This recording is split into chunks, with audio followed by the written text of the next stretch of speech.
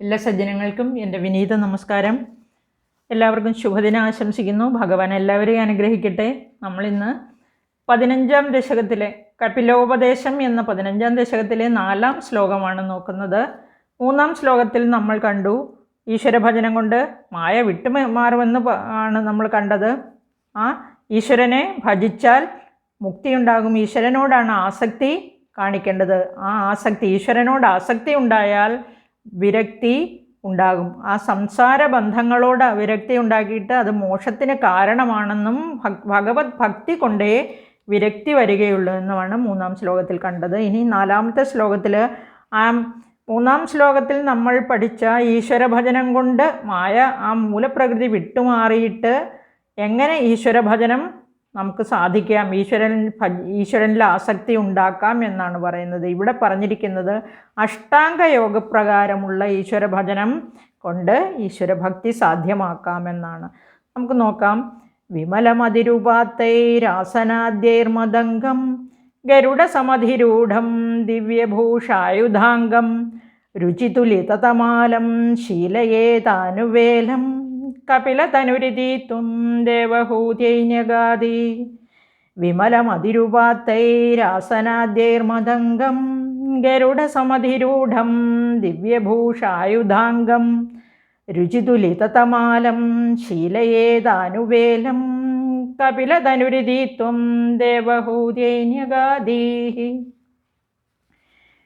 ഉപാത്തൈഃ ആസനാദ്യൈഃ വിമലമതിഃ ദിവ്യഭൂഷായുധാംഗം ഗരുഡ സമധിരൂഢം രുചിതു ലിതതമാലം മദംഗം അനുവേലം ശീലയേത ഇതി കപിലതനുഃ ത്വം ദേവഹൂത്യൈ ന്യഗാദീഹി. നമുക്ക് ഇതിൻ്റെ അർത്ഥം നോക്കാം. ഈ ശ്ലോകത്തിൽ അഷ്ടാംഗയോഗപ്രകാരമുള്ള ഈശ്വരഭജനം എങ്ങനെയെന്നാണ് പറഞ്ഞിരിക്കുന്നത്. 8 അംഗങ്ങളെയാണല്ലോ അഷ്ട അംഗങ്ങൾ എന്ന് പറയുന്നത്. അത് യമം, നിയമം, ആസനം, പ്രാണായാമം, പ്രത്യാഹാരം, ധാരണ, ധ്യാനം, സമാധി, ഇവയാണ് 8 അംഗങ്ങൾ. ഇതിനെപ്പറ്റി ഞാൻ രാമായണ 16-ാം ദിവസത്തിലെ രാമായണത്തിൽ വിശദമായിട്ട് പറഞ്ഞിട്ടുണ്ടായിരുന്നു. എന്നിരുന്നാലും നാരായണം ക്ലാസ് അറ്റൻഡ് ചെയ്യുന്നവർക്ക് വേണ്ടി ഒന്നുകൂടെ പറയാം. യമം എന്ന ആ അഷ്ടാംഗ യോഗ സിദ്ധി, ഒന്നാമത്തെയാണ് യമം എന്ന് പറയുന്ന അഷ്ടാംഗ യോഗത്തിലെ ആ മനസ്സിലെ മാലിന്യങ്ങൾ ദൂരീകരിച്ച് ശുദ്ധി വരുത്തുവാനാണ് അതിനുള്ള 5 കർമ്മതത്വങ്ങൾ അടങ്ങിയതാണ് യമം എന്ന് പറയുന്നത്. സാർവലൗകികമായി എല്ലായിടത്തും അംഗീകരിക്കപ്പെട്ടുള്ളതാണ് ഇത്. ഒന്നാമത്തെ അഹിംസയാണ്. അഹിംസ എന്ന് പറഞ്ഞാൽ നമ്മൾ മനസ്സിലാക്കി വെച്ചിരിക്കുന്ന ആരെയും കൊല്ലരുത്, ഒരു പ്രാണിയെയും കൊല്ലരുതെന്ന്. മനസ്സാ വാചാ കർമ്മണ ഹിംസ നടത്താതിരിക്കുകയാണ് അല്ലേ.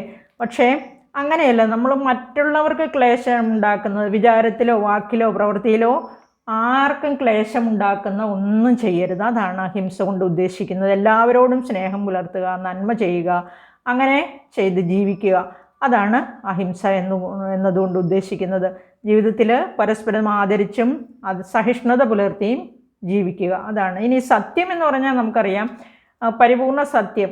അത് ഈശ്വരനുമായിട്ടുള്ള ഐക്യത്തിന് ആഗ്രഹിക്കുന്ന ഏതൊരു ശക്തിയും ഏതൊരു വ്യക്തിയും സത്യത്തിൻ്റെ പാതയിലൂടെ സഞ്ചരിക്കണമെന്ന് ആഗ്രഹിക്കും. ജീവിതത്തിൽ വക്രതയില്ലാതിരിക്കുക, അതുപോലെ തന്നെ ആർജവത്വത്തോടുകൂടി പ്രവർത്തിക്കുക, അങ്ങനെ പക്വതയാർന്ന പെരുമാറ്റത്തോടെ വാക്കുകളിലും പ്രവൃത്തിയിലും സത്യസന്ധത ഉണ്ടായിരിക്കുക. അതാണ് സത്യമേവ ജയത എന്ന് നമ്മൾ മുണ്ടകോപനിഷത്തിൽ നിന്നുകൊണ്ട് നമ്മൾ കേട്ടിട്ടുണ്ടല്ലേ. അപ്പോൾ ഇനി നമുക്ക് അടുത്തത് നോക്കാം. അസ്തേയം എന്ന് പറഞ്ഞാൽ ഈ പദത്തിൻ്റെ വാച്യാർത്ഥം എന്ന് പറഞ്ഞാൽ മോഷ്ടിക്കാതിരിക്കുക എന്നുള്ളതാണ്. നമുക്ക് ഏതെങ്കിലും ഒരു വസ്തു നമുക്ക് വേണമെന്ന് തോന്നും, പക്ഷെ നമുക്കത് വാങ്ങിക്കാൻ പൈസ ഇല്ലെങ്കിൽ നമ്മൾ എന്ത് ചെയ്യും?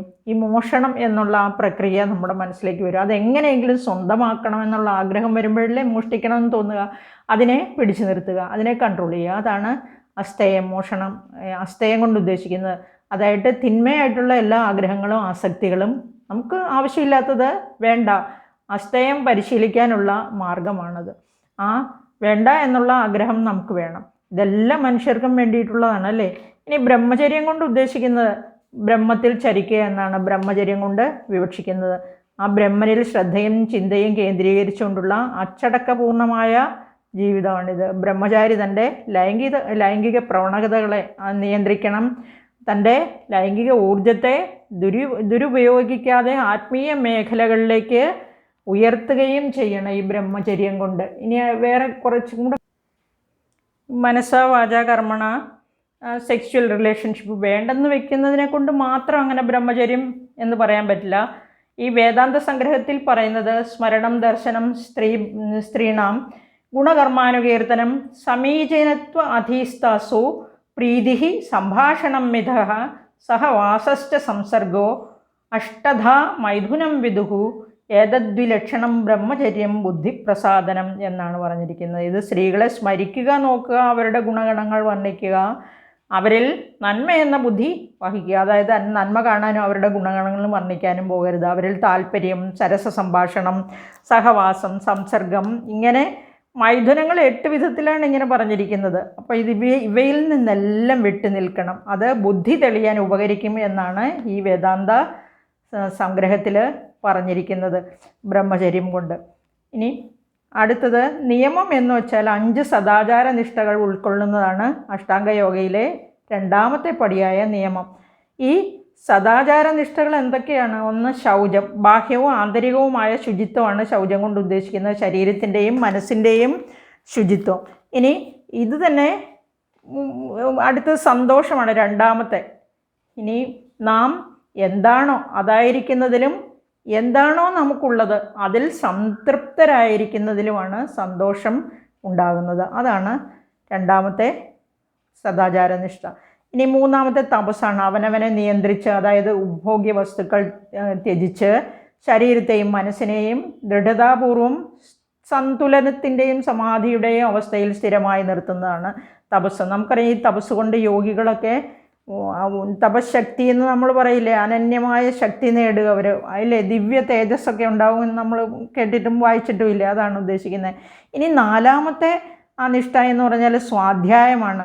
അത് സ്വാധ്യായം എന്ന് പറഞ്ഞാൽ നമ്മൾ ഗ്രന്ഥങ്ങളുടെ സ്വയം പഠനമാണ് അതുകൊണ്ട് ഉദ്ദേശിക്കുന്നത്. ഈ നിയമത്തിലെ ഈ 4ാമത്തെ സ്റ്റെപ്പ് ഭയങ്കര ഇമ്പോർട്ടൻ്റ് ആയിട്ടുള്ളത്. അതായത് നമ്മൾ തന്നെ ബുക്കുകൾ എടുത്ത് വായിക്കുന്നു, തന്നെ അതിനെക്കുറിച്ച് ക്രിട്ടിസൈസ് ചെയ്യുന്നു, അതുപോലെ തന്നെ അനലൈസ് ചെയ്യുന്നു. ഇങ്ങനെയുള്ള ആ നിരന്തര പഠനത്തിൻ്റെ ഭാഗമായി നമ്മുടെ ഉള്ളിൽ ഈശ്വരജ്ഞാനം വളരുകയാണ്.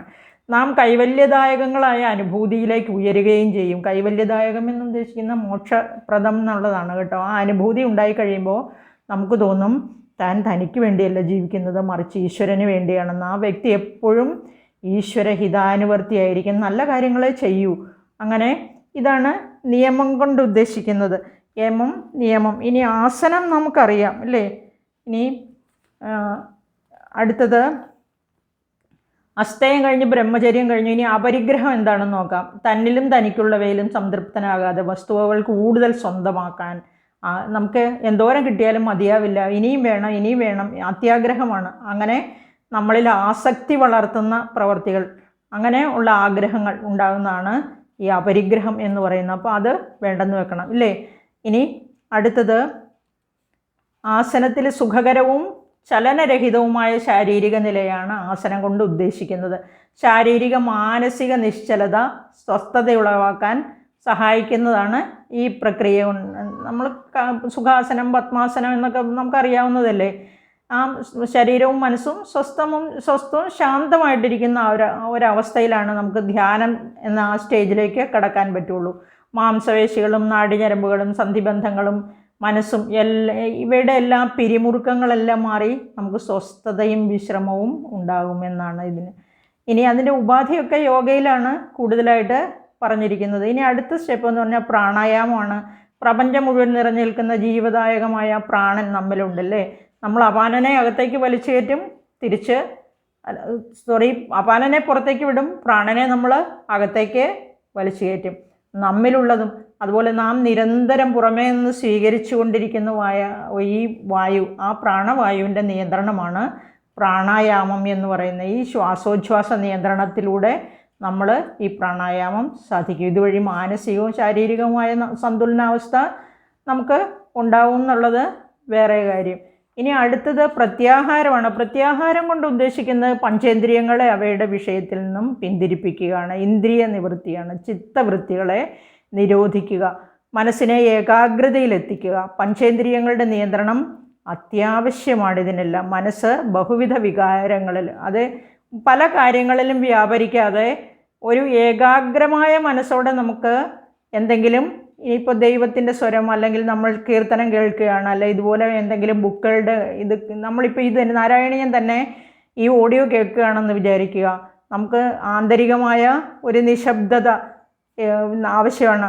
ആ അവസ്ഥയ്ക്കാണ് ഈ പ്രത്യാഹാര അവസ്ഥയിലെത്താൻ ആ ഏകാഗ്രത ആവശ്യമാണ്. അപ്പോൾ നമുക്കൊരു നിശബ്ദമായ ഒരു അന്തരീക്ഷത്തിലേക്ക് ഇങ്ങനെ നമ്മൾ ഇറങ്ങി ചെല്ലുന്നത് പോലെ നമുക്ക് തോന്നും. ഈശ്വര സാക്ഷാത്കാരത്തിലേക്ക് നാം അടുക്കുന്നു എന്ന തോന്നലും ഉണ്ടാവും ഈ പ്രത്യാഹാരം കൊണ്ട്. മനസ്സിനെ യഥേഷ്ടം വിഹരിക്കാൻ ആദ്യം അനുവദിക്കണം. എന്നാൽ അതോടൊപ്പം മനസ്സിൻ്റെ ഗതിവിധികളെ നമ്മൾ ബോധപൂർവം നിരീക്ഷിച്ചു കൊണ്ടിരുന്ന് ആ മനസ്സിനെ ഇങ്ങനെ നിയന്ത്രിക്കുകയാണ് ചെയ്യുന്നത്. അടുത്തത് ധാരണയാണ്. ഒരു പ്രത്യേക പോയിന്റിൽ നമ്മൾ അല്ലെങ്കിൽ ഒരു വിഷയത്തിൽ നിശ്ചിത സമയം മനസ്സിനെ കേന്ദ്രീകരിക്കാനുള്ള കഴിവാണ് ധാരണ എന്ന് പറയുന്നത്. ഒറ്റ വാക്കി പറഞ്ഞാൽ നമുക്കിപ്പോൾ അല്ലെങ്കിൽ ഒരു വിഷയത്തിൽ തന്നെ മനസ്സിനെ വ്യാപരിപ്പിക്കാനുള്ള കഴിവാണിത്. ഈ മനസ്സിനെ ഈശ്വരനിൽ കേന്ദ്രീകരിക്കാനുള്ള ആ ഒരു അനുഭവമാണല്ലോ നമുക്കുണ്ടാകേണ്ടത്. ആത്മതത്വം അറിയുക, പരമാത്മജ്ഞാനം ഉണ്ടാകുക, ഇതാണല്ലോ നമ്മുടെ മുമ്പിലുള്ള ആ ലക്ഷ്യം എന്ന് പറയുന്നത്. അങ്ങനെ ഒരു വസ്തുവിൽ നമ്മൾ മനസ്സ് കേന്ദ്രീകരിക്കുമ്പോൾ നമുക്ക് ഈശ്വര സാന്നിധ്യം അനുഭവപ്പെടും. നിരന്തരമായി നമ്മൾ എന്തിനെപ്പറ്റി ചിന്തിക്കുന്നുവോ ക്രമേണ അതുമായി നാം താദാത്മ്യപ്പെടും.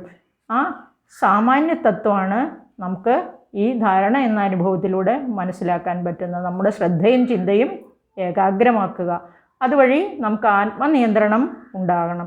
ഇനി അടുത്തത് ധ്യാനമാണ്. ഈ ഏകാഗ്രതയുടെ വിഷയത്തിലേക്ക് മനസ്സിൻ്റെ ഇടമുറിയാതെയുള്ള ഒഴുക്കാണ് ധ്യാനം എന്ന് പറയുന്നത്. ഈ ഏകാഗ്രതയിൽ കൂടി തന്നെയാണ് ധ്യാനത്തിലെ അടുത്ത സ്റ്റെപ്പാണെന്ന് പറഞ്ഞപ്പോൾ അതിൽ കൂടി തന്നെയാണ് നമ്മൾ ഈ ധ്യാനത്തിലേക്ക് പോകുന്നത്. അതായത് ഒരു വിധത്തിൽ പറഞ്ഞാൽ നിരന്തരമായ ഈശ്വര സാന്നിധ്യത്തിലേക്കുള്ള ആ ഈശ്വര സാന്നിധ്യം, ആ അവബോധം, ആ അറിവ് ഉണ്ടായിരിക്കുന്ന ആ അവസ്ഥയ്ക്കാണ് ധ്യാനം എന്ന് പറയുന്നത്. ഈ മനസ്സിൻ്റെ അങ്ങേയറ്റത്തേക്ക് ആഴത്തിലേക്ക് നമ്മളിങ്ങനെ ഇറങ്ങിച്ചെന്ന് നമുക്ക് ഈശ്വര സാന്നിധ്യം മനസ്സിലാക്കാൻ കഴിയും. ആ പ്രശാന്തതയിലേക്ക് നമ്മൾ ആഴ്ന്നിറങ്ങിപ്പോകുന്നതാണ്. ഇനി അടുത്തത് ധാരണ, സമാധി. ഇതാണ് അടുത്തത്. ധ്യാനം കഴിഞ്ഞിട്ട് ഈ സമാധി 8ാമത്തെ സ്റ്റേജാണ്. ധ്യാനം എന്ന് പറഞ്ഞാൽ ഫലപ്രദമായി ഇതിനെ എങ്ങനെ നടത്തുക എന്ന് ചോദിച്ചിട്ടുണ്ടെങ്കിൽ ശരീരത്തിൻ്റെ സഹകരണം കൂടിയേ തീരുള്ളൂ. നമുക്ക് ഈ പ്രാണായാമം ഇതെല്ലാം കഴിഞ്ഞിട്ട് വരുന്നതാണ് ധ്യാനം. നമുക്ക് ഏറെ നേരം നിശ്ചലമായിട്ട് സമാധാനമായിട്ട് അനായാസമായിട്ടൊക്കെ ഇരിക്കുന്നതിനുള്ള ഇരിക്കുകയോ നിൽക്കുകയോ എങ്ങനെയാണെങ്കിലും ഒരു സുഖാസനമാണ് ഇതുകൊണ്ട് ഉദ്ദേശിക്കുന്നത്. പ്രഭാതത്തിലോ പ്രദോഷത്തിലോ നമ്മൾ ഏതെങ്കിലും ഒരു സുഖാസനത്തിലിരുന്നിട്ടാണ് ധ്യാനം നടത്തുന്നത്. ഇനി ശാരീരിക, മാനസിക, വൈകാരിക ആയിട്ടുള്ള ശരീരത്തിൻ്റെ ശാരീരിക, മാനസിക, വൈകാരിക തലങ്ങളുടെ സമന്വയമാണ് ഈ ധ്യാനത്തിന് വേറെ നമുക്ക് വേണ്ട ഒരു ഒരുക്കം എന്ന് പറഞ്ഞാൽ. അതിന് ആസനവും പ്രാണായാമവും ഇതിന് ഏറെ സഹായകമായിട്ട് ഉള്ള വസ്തുതകളാണ്. ഇനി ഭാവനകൾ, സങ്കല്പങ്ങൾ, ആത്മഭാഷണങ്ങൾ ഇതൊന്നും നമ്മുടെ മനസ്സിലേക്ക് വരാൻ പാടില്ല. മനസ്സിനെ സ്വച്ഛതയിലേക്ക് കൊണ്ടുവരണം. ഇനി ഈ നമ്മൾ പ്രത്യക്ഷമോ സങ്കല്പികമോ അല്ലെങ്കിൽ യാഥാർത്ഥ്യമോ എന്ത് വേണമെങ്കിലും ധ്യാനത്തിനുള്ള വിഷയമാക്കാം. എന്നാൽ നമുക്ക് ധ്യാനം കൊണ്ട് എന്താണ് ഉദ്ദേശിക്കുന്നത് ഇപ്പം നിങ്ങൾക്ക് മനസ്സിലായി കാണുമെന്ന് ഞാൻ വിചാരിക്കുന്നു. ഇത് അഷ്ടാംഗ യോഗത്തിൽ ഏതൊക്കെയാണ് സ്റ്റെപ്സ് എന്നൊന്ന് ജസ്റ്റ് ഒന്ന് മനസ്സിലാക്കി തരണമെന്നേ ഞാൻ ഉദ്ദേശിച്ചുള്ളൂ. ഇനി അടുത്ത അവസാനത്തേതാണ് സമാധി എന്ന് പറയുന്നത്. ഇത് യോഗികൾ അഷ്ടാംഗ യോഗത്തിലെ അവസാനത്തെ സ്റ്റെപ്പാണ്. ഈശ്വര സായുജ്യത്തിൽ ലയിക്കുന്നു. അപ്പോൾ മനസ്സിനെ ഒരു പ്രത്യേക അവസ്ഥയിലേക്ക് കൊണ്ടുവന്ന് ആ ലയിച്ചിരിക്കുന്ന അവസ്ഥയാണ് സമാധി. തൻ്റെ ധ്യാന വിഷയമായ ആ പരമാത്മാവിൽ, ആ ഈശ്വരനിൽ ലയിച്ച് നിർവൃതി പൂണ്ടിരിക്കുന്ന അവസ്ഥയാണ് സമാധി എന്ന് പറയുന്നത്. ഇതാണ് യോഗയുടെ ആ പരമോന്നതമായ സ്റ്റേജ്. 8ാമത്തെ പടിയാണിത്.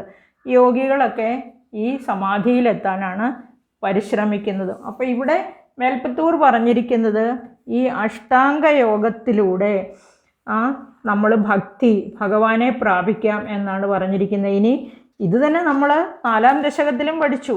2ാമത്തെ ശ്ലോകത്തിൽ ബ്രഹ്മചര്യ ദൃഢധാതിഭിർയമൈരാപ്ലവാദി നിയമൈശപാവിത കുർമഹേ ദൃഢമമീ സുഖാസനം പങ്കജാദ്യമപി വാ ഭവത്പരാഹ. ഇത് രണ്ടാമത്തെ ശ്ലോകത്തിലും നമ്മൾ പഠിച്ചു. ബ്രഹ്മചര്യം തുടങ്ങിയ ആ യമനിയമാദിയിൽ കൂടെ നമുക്ക് ഭഗവാനെ പ്രാപിക്കാമെന്ന്. ഇനി മൂന്നാമത്തെ ശ്ലോകത്തിൽ ഇത് തന്നെയാണ് പറഞ്ഞത്. താരമന്തരുണു ചുന്ധ്യസന്തതം പ്രാണവായുമഭിയമ്യ നിർമ്മലാഹ ഇന്ദ്രിയാണി വിഷയാദധാപഹൃത്യാസ്മഹേ ഭവതുപാസനോന്മുഖ. ആ ഭവത് ഉപാസന, ഭഗവത് ഉപാസനയ്ക്കുള്ള ആ സ്റ്റെപ്സാണ് ഇവിടെയും. ഇങ്ങനെ നമുക്ക് ഭഗവാനെ പ്രാപിക്കാമെന്ന് ഈ രണ്ടാമത്തെ മൂന്നാമത്തെ ശ്ലോകത്തിൽ നമ്മൾ ഇതിൽ തന്നെ പഠിച്ചായിരുന്നു.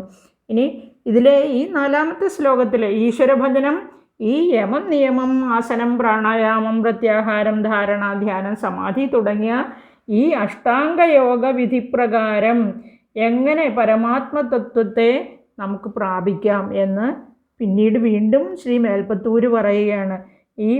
ഇവയെ ആശ്രയിച്ചിട്ട്, അതായത് ഈ ഈശ്വരഭജനം, ഈ അഷ്ടാംഗയോഗപ്രകാരം അതായത് വിമലമതിരുപാത്തൈരാസനാദ്യൈർമദംഗം ഉപാത്തൈഹി ആസനാദ്യൈഹി യമം നിയമം ആസനം പ്രാണായാമം എന്നിവ പരിശീലിച്ച്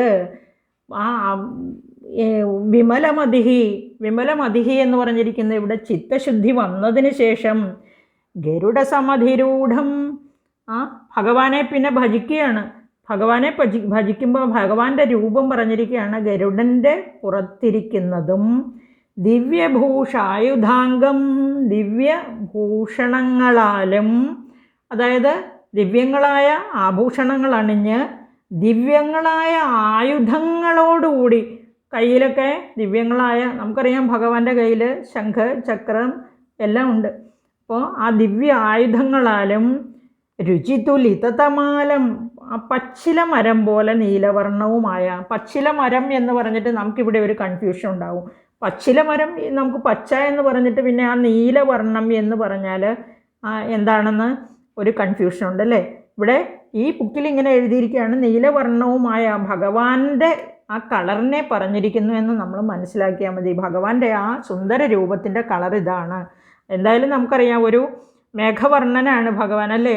ആ മദംഗം, എൻ്റെ മദ് അംഗം, എൻ്റെ ആ സ്വരൂപത്തെ ശീലയേതാനുവേലം, അനുവേലം ശീലയതേ ഇതി, എപ്പോഴും ധ്യാനിച്ച് ശീലിക്കണം, പരിചയിക്കണം. ഇപ്രകാരം നമ്മൾ ഭഗവത് ഭക്തിയിലേക്കാണ് പോകുന്നത്, ഭഗവാനെ സ്മരിക്കുകയാണ്. അപ്പോൾ ഭഗവാനെ ഏത് രൂപത്തിലാണ് സ്മരിക്കുന്നത്?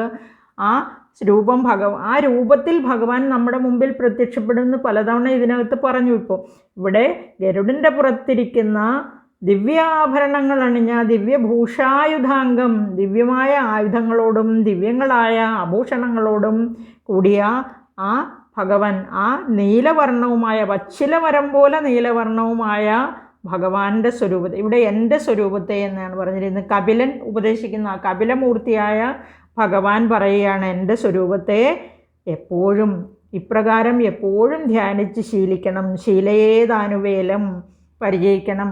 കപിലതനുരിതിത്വം ദേവഹൂതിയൈന്യഗാദീ, ഇങ്ങനെ കപിലമൂർത്തിയായ ഭഗവാൻ തൻ്റെ അമ്മയായ ദേവഹൂതിയോട് അരുളി ചെയ്തു.